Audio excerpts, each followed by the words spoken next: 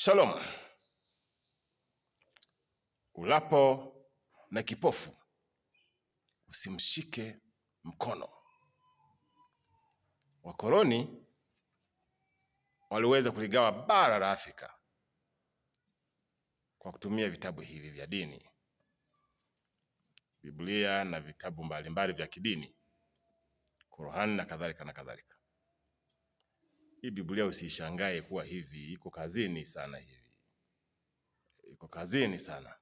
Anyway, kwa nini nasema kwamba ulapo na kipofu, angalia sana, usije kumshika mkono, yaani ukamgusa mkono.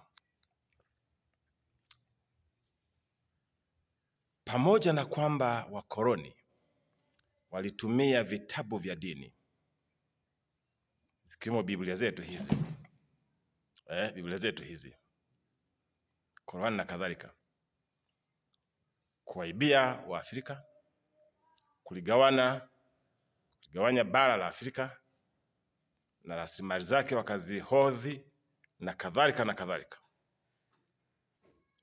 Lakini hao wa Afrika ambao ni kama walikuwa vipofu, ndio maana nasema ulapo na kipofu ujihadhari usije kumjikuta umemgusa mkono.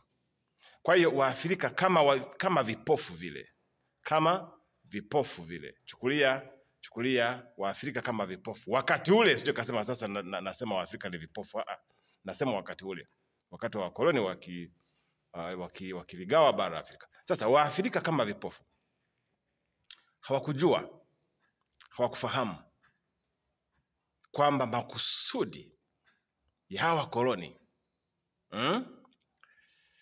kutumia vitabu vya dini, Biblia na kadhalika, kule kugawa vimisaada vidogo sana, biskuti, pipi, vinguo fulani hivi. Naona wao wa Afrika walifikiri hawa koloni bwana ni watu wazuri sana, hawa misionari hawa ni watu wazuri sana, si watu wa dini bwana, si wanaeneza dini bwana. Hawa wa Afrika kama vipofu hawakuwa na uwezo wa kujua kilichoko nyuma ya pazia. Hawakuweza kukijua au kukifahamu ama kukibaini mapema kilichoko nyuma ya pazia, kwamba vimisaada hivi vidogo, kwamba hizi huruma zinazoonekana kama huruma lakini zinalenga nini? Hawakujua. Kwa hiyo wakoloni wakaendelea kula, wakila na nini? Na vipofu. Wakaenda kula na vipofu. Na maanisha nini? Wakaendelea kuhodhi, kuchukua, kutawala, kuligawa bara la Afrika, kuchukua rasilimali, ardhi, madini na vitu vyote kama mnavyojua. Wakaendelea kula, wakila na nani? Kipofu. Kipofu nani? Mwafrika. Ndio maana Mwalimu Julius Kambarage Nyerere hayati, pamoja na kwamba wakoloni waliweza kula naye meza moja, baadaye yeye kama kipofu sasa kwa wakati ule, baadaye huyu kipofu akashtuka baada ya kuguswa mkono, baada ya kushikwa mkono. Chakula kijaisha sahanini, lakini wakajisahau, pamoja na kula kwao, pamoja na kuiba, pamoja na kufanya haya, pamoja na kufanya haya, pamoja na kufanya haya na yale, wakajisahau, wakashtukia wanagonganisha mkono na Mwalimu Nyerere kwenye chombo cha chakula kwenye sahani. Kipofu Nyerere akashtuka akasema da. Sasa naposema kipofu Nyerere simaanishi kwamba Nyerere alikuwa kipofu, nielewe vizuri. Yaani uelewe ninachozungumza hapo. Wao si ngozi nyeupe, si wa koloni, si missionaries. Na akili yao sinawaambia kwamba hawa Afrika hawajui kabisa. Hawajui takisha mpaka Na let me tell you, kama Waafrika hatutaweza kuyajua haya, tunayoshauriana haya na kushtuka, uwezekano wa Afrika kuwa colonized again ni mkubwa. Uwezekano wa nchi za Kiafrika kuwa under the colonial rule ni mkubwa. Hivi hashatu tunaviona hapa Dar es Salaam penyewe tu. Juzi walikuwa na watu wanashangaa pale Kariakoo. Kwa nini soko hili la Kariakoo, kwa nini linaonekana kama vile hawa watu wamelinunua? Ni kama vile wana freedom, yani kuzidi wazawa. Kwa nini? Mbona ni kama hawa watu, yani mpaka Watanzania wakashtuka. Nini tena hapa? Nini tena hapa? Nini tena hapa? Wakashtuka. Japo Watanzania wana upole, na nilishasema hapo nyuma kwamba karama mojawapo nzuri, lakini sio nzuri, ni hatari ya Mtanzania sisi. Tuna huruka ya upole na kutulia na kunyamaza na kuchukulia mambo poa. Hakuna shida, wanafanya biashara, hakuna shida. Wanafanya biashara, hakuna shida. Lakini mzara mwiba hatimaye mguu na utatende.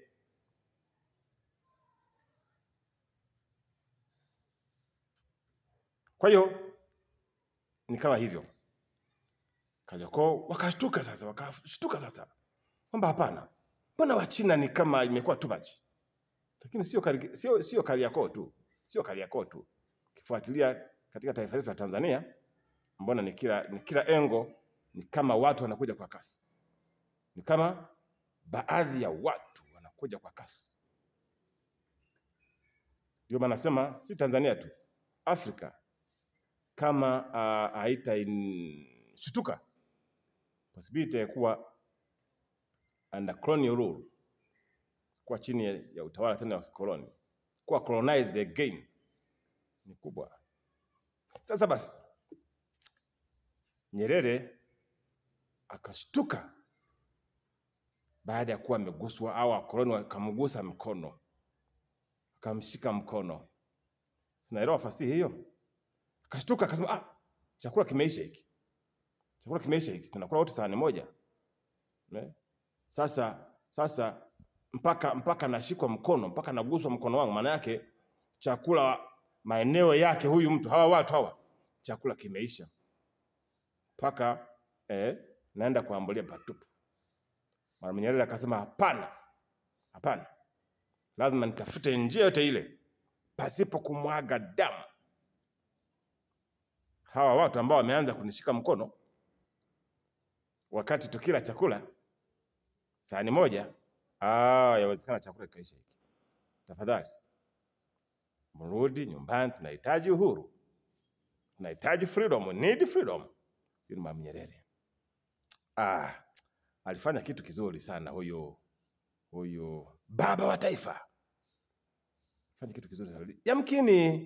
Yamkini viongozi wengi wanayaona haya na naamini wanajifunza kutokana na aliyofanya huyu mzee. Lakini si yeye tu. Kuna viongozi wengi wa Afrika ambao waliyashtukia mapema. Ni kama sasa hivi unaweza kuona kina vijana kina Ibrahim Traore, kina nini. Naona hata huyu President Kagame, watu wanaweza kumchukulia hivi ndio, lakini naye ni kama ameishaona kwamba hawa watu wana mpango kumaliza chakula kwenye sahani. Wana mpango kumaliza chakula kwenye nini? Kwenye sahani. Yaani wamekula hatimaye wanakushika mkono.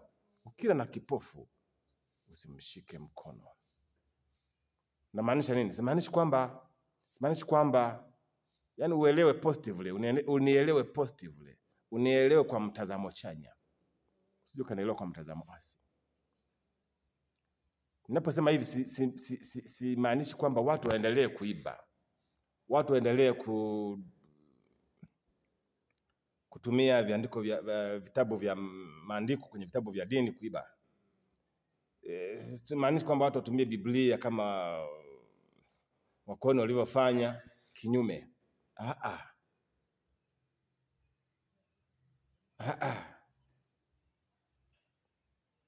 Okay, nirudi kwa mfano wa serikali. Mfano wa serikali tu yetu ya Jamhuri ya Muungano wa Tanzania. Tukubali tu. Huo ni ukweli ambao upingiki kwamba kiongozi anapoingia kwenye madaraka obvious lazima ale. Yani hiyo iko given. Lazima ale. Lazima ale. Ale kulingana na kamba yake hiyo ya uongozi. Si ndio? Nakataa. Ndivyo ilivyo. Lakini sasa inakuwa hatari kwamba anakula hatimaye anamshika kipofu mkono. Kipofu ni nani? Mwananchi. Simaanishi wananchi wa Tanzania ni vipofu. Lakini katika mambo mengi, katika mambo yaliyo mengi ya kitaifa, kwa mambo mengi yaliyo ya kitaifa, wananchi hawayajui. Wananchi wa kawaida hawayajui. Hawajui budget ya nchi ya mwaka mzima ni kiasi gani. Hajui deni la taifa la mwaka huu, deni la nchi mwaka huu ni kiasi gani. Hawayajui kwamba okay, mpango wa taifa, mpango wa serikali mwaka huu ni upi. Hawajui kwamba okay, bandari hizi zinatumikaje na nani atakayewekeza, mapato yanaingiaje, yanatumikaje. Mwananchi wa kawaida hatujui, labda niseme hatujui, mimi niseme hivyo. Na tuna muda wa kufuatilia. Kwa nini? Tuna imani na serikali yetu. Tukijua kwamba okay, viongozi wanakula. Hiyo tunalijua kwamba viongozi wanafanya nini? Wanakula tu kulingana na kamba ya kila kiongozi. Lakini inakuwa hatari sana endapo wanakula mpaka wanafikia hatua ya kumshika huyu mtu kipofu mkono, mwananchi, mpaka na mwananchi anafikia hatua anashtuka. Yani kuna matumizi ambayo mpaka na mwananchi wa kawaida ambaye hajaenda shule, yani kwa njia moja mpaka anashtuka, anasema hapana. Huko ni kula na kipofu alafu kamshika nini? Mkono. Maana ya kumshika mkono kwamba mtu wanakula mpaka wanapitiliza. Na mtu asiyejua anasema hapana. Na hapa tena. Na hivi tena. Huko ni kula na kipofu alafu kamshika mkono. Lakini hatuwezi kukataa kwamba anayeingia kwenye madaraka hali, anayeingia kwenye uongozi hali, kwamba diwani hali, mbunge hali, waziri hali, rais hali, wale wanakula kulingana na title yake hiyo. Naona? Lakini sasa mbaya inakuja hapo.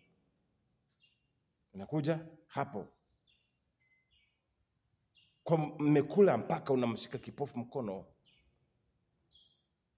Mwananchi wa kawaida ni kama kipofu. Mpaka nafikia hatua anashtuka. Sasa ukiona mpaka kipofu anashtuka. Anashtuka. Basi jua kwamba hali sio nzuri. Hali inakuwa sio nzuri. Sio atajua kwamba tayari chakula kimeshaisha kwenye sahani nzima. Kumbe chakula bado kipo. Ila bahati mbaya umefanya nini? Umemshika nini? Mkono. Ameshtuka kwamba naona Kwa hiyo wakoloni, nirudi kwenye hoja yangu ya wakoloni, waliweza kula, wakala, wakagawa bara Afrika, wakafanya waliyofanya kwa kutumia vitabu vya kidini, Biblia na vitabu mbalimbali vya kidini. Mpaka mpaka wa Afrika, Mwafrika. Akashtuka. Lakini anashtuka na nini? Ana uwezo gani? Ana uwezo gani? Ndio hapo unaweza kusikia kwamba kuna mataifa yaliyopata uhuru kwa damu. Ni mataifa yaliyopata uhuru kwa damu, kwa kumwaga damu. Mungu atusaidie Tanzania ili jambo apishe mbali. Sio kwamba hatuna uhuru Tanzania, tuna uhuru. Tuna uhuru. Namaanisha wakati wa ukoloni sasa. Ndio kuna mataifa yaliyopata uhuru wao kwa damu, kwa kumwaga damu. Kwa nini? Wakoloni walifikia hatua wakawa wazi, yani wakawa wazi, hakuna cha uficho tena. Mwafrika akashtuka akasema yani nimefikia hivi, hapana, bora hapa tupambane mpaka. Naona kama mtumishi wa Mungu naomba sana Mungu aepushe roho hizi kwa mataifa ya Afrika. Aepushe roho hizi za ulaji mpaka kipofu akashtuka, mpaka kipofu akashangaa.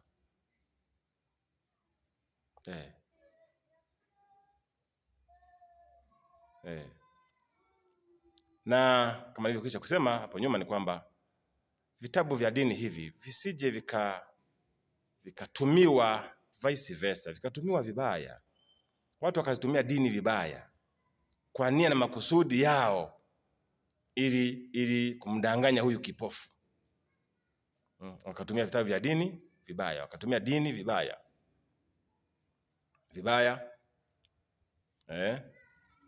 Kwa nia na makusudi ya kumdanganya nini? Kipofu huyu. Kusimama mtu akasema kuchanganya dini na siasa, msichanganye dini ya siasa, msihubiri dini, msihubiri siasa kwenye majukwaa yenu nye viongozi wa dini. Hakuna kiongozi wa dini anayehubiri siasa kwenye jukwaa lake, hayupo. Ila anafundisha, anaelekeza. Kwa sababu huyu anayeongozwa na kiongozi wa dini ni mpiga kura. Ni mpiga kura. Na kama ni mpiga kura, kumbe ni mwanasiasa kwa njia moja au nyingine. Ni mpiga kura, na kupiga kura ni haki yake ya msingi. Kama unaweza serikali ikatangaza kwamba watu wajiandikishe kwa ajili ya maandalizi ya kupiga kura, sasa huyu anayejiandikisha kupiga kura obviously ni mwanasiasa tayari naye huyo. Kwa mwanasiasa haimaanishi wewe ni kiongozi. Hata mtu ambaye sio kiongozi katika siasa ni mwanasiasa kama anaweza kupiga kura kajiandikisha. Lakini hata kama hajajiandikisha bado unaweza kuwa ni mwanasiasa, maana yake ana interest yake ya kwamba nahitaji huyu aongoze na nahitaji huyu. Sasa kama viongozi wanaweza kufikia hatua wakatumia mwavuli huo ya kwamba siasa na dini visichangamane, hizo ni mentality, ni colonial mentality. Kutumia kauli hizo ili kuendelea kuwaibia watu, kuwadanganya watu, kwa kusahau kwamba huyu mtu, yani dini ni maisha yake na siasa ni maisha yake. So lazima ajue, lazima wawe na maamuzi, lazima afahamu.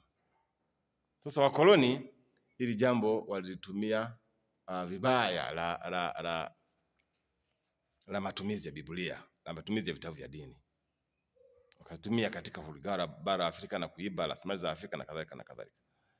Nimalizie, inawezekana si wakoloni tu. Nyakati hizi inawezekana si wakoloni tu. Hata viongozi wa Kiafrika inawezekana wana mentality hizo. Anasema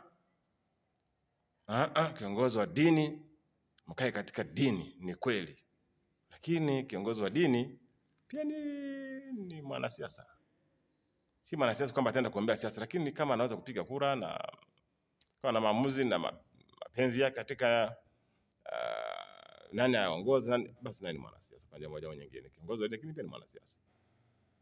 Sasa tusije tukakubaliana na mentality ya kwamba kiongozi wa dini hapaswi kujua yaliyopo katika siasa. Hiyo ni colonial mentality. Wakoloni walioitumia katika kuigawa bara la Afrika. Mentality ambayo wakoloni walitumia katika kuigawa bara la Afrika. Waafrika wakafikiri kwamba wanafundishwa habari za Mungu. Wakaambiwa kunyang'anyaye shuka, kunyang'anyaye kanzu mpe na koti lako, akunyang'anyaye koti lako mpe na kanzu lako, akupiga shavu la kulia mgeuzeni na kutoto apige. wakafundishwa hayo mafundisho kwa mitazamo tofauti na kwa malengo tofauti ya kuwaibia. Tutaendelea kushirikishana haya. Unapokula na kipofu, usimshike mkono tafadhali. Yaani usile ukala mpaka ukamshika mkono.